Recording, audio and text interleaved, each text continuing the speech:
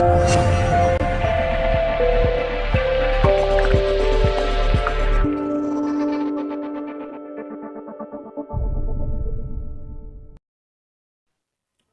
علیکم ورحمۃ اللہ وبرکاتہ۔ ناظرین کرام، سوال یہ ہے کہ ہمیں شب معراج میں کیا کرنا چاہیے اور کیا نہیں کرنا چاہیے۔ جو ہی رجب کا مہینہ آتا ہے اور رجب کے مہینے میں 27ویں تاریخ کا دن آتا ہے تو لوگ الجھن میں پڑ جاتے ہیں کہ ہمیں شب معراج میں کیا کرنا چاہیے اور کیا نہیں کرنا چاہیے۔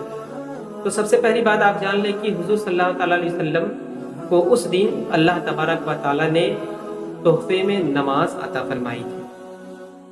تو اس دن حضور صلی اللہ علیہ وسلم کی معراج ہے اور ہماری معراج یہ ہے کہ ہم نمازوں کا اہتمام کریں، ہم نمازوں کی پابندی کریں۔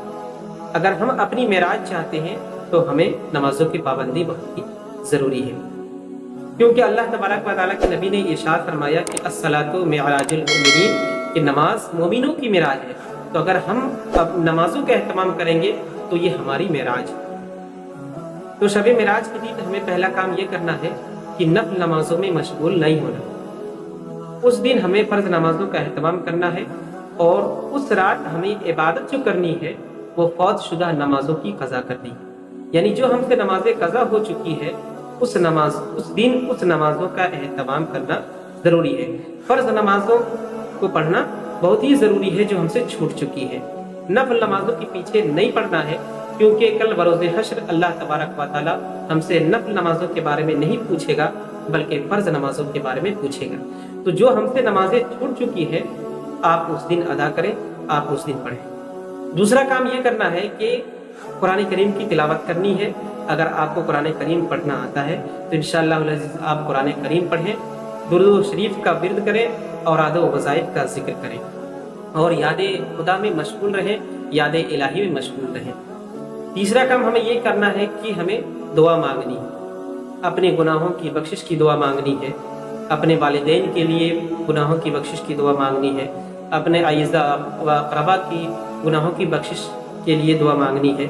تو اس دن دعائیں قبول ہوتی ہے، اس لیے اللہ تبارک و تعالیٰ کے نبی نے ارشاد فرمایا کہ اللہ تبارک و تعالیٰ 27ویں شب کو انسانوں کی دعا کو قبول کرتا ہے۔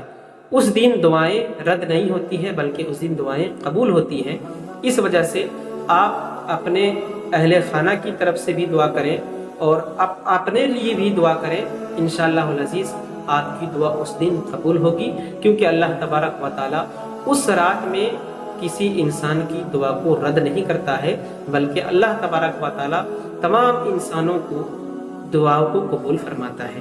جو بھی انسان اپنی مرادیں اللہ تبارک و تعالیٰ کی بارگاہ میں رکھتا ہے اور اپنی جائز مرادوں کو اظہار کرتا ہے تو اللہ تبارک و تعالیٰ انشاءاللہ العزیز اس دن اس دعا کو قبول فرماتا ہے۔ تو آپ دعاؤں کا بھی اہتمام کریں اور اعداد و وظائف کا بھی اہتمام کریں۔